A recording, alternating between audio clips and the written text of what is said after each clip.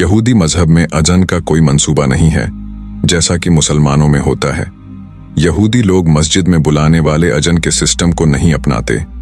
उनकी प्रार्थना का समय अलग होता है और इसे शोफार और प्रार्थना सेवाओं के माध्यम से याद रखा जाता है। यहूदी दिन में 3 बार प्रार्थना करते हैं, जिन्हें शाचरित, सुबह की प्रार्थना, मिंचा, दोपहर की प्रार्थना और मारिव, शाम की प्रार्थना कहा जाता है। यहूदी अजान जैसी बुलाहट का सहारा नहीं लेते, बल्कि एक समय सारिणी का पालन करते हैं, जिससे उनके समुदाय के लोग सही समय पर उपासना स्थल पहुंचते हैं। यहूदी मजहब में इबादत के समय शोफार का इस्तेमाल किया जाता है। यह एक प्रकार का वाद्य यंत्र है, जिसे यहूदी अपने नए साल, रोश हशानाह और कुछ अन्य महत्वपूर्ण मौकों पर बजाते हैं। शोफार का बजाना दरअसल प्रार्थना का संकेत है, परंतु इसे रोजमर्रा की प्रार्थनाओं के लिए उपयोग नहीं किया जाता।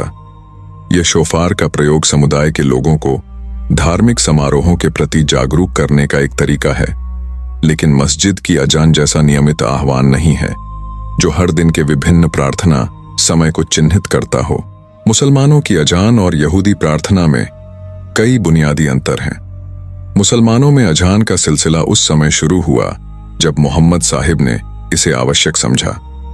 अजान के माध्यम से लोगों को प्रार्थना के लिए बुलाया जाता है और यह 5 अलग अलग प्रार्थनाओं के समय दी जाती है।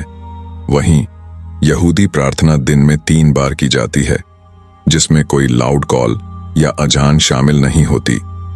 यहूदी अपनी समय सारिणी के अनुसार प्रार्थना करने के लिए उपासना स्थल पर पहुंचते हैं, जबकि अजान मुसलमानों के लिए एक अनिवार्य बुलावा है। मुस्लिम अजान का उद्देश्य स्पष्ट रूप से अल्लाह की महिमा और प्रार्थना के समय की घोषणा करना होता है। यहूदी प्रार्थनाओं में ऐसा कोई सामूहिक आवाज का तरीका नहीं होता जो समुदाय को इकट्ठा बुलाए।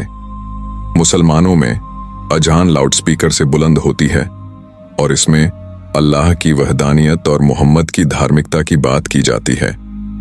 दूसरी ओर यहूदी प्रार्थना में न तो यहूदियों की कोई ऐसी घोषणा होती है और न ही किसी प्रकार का सामूहिक आह्वान है जो प्रार्थना का समय निर्धारित करे।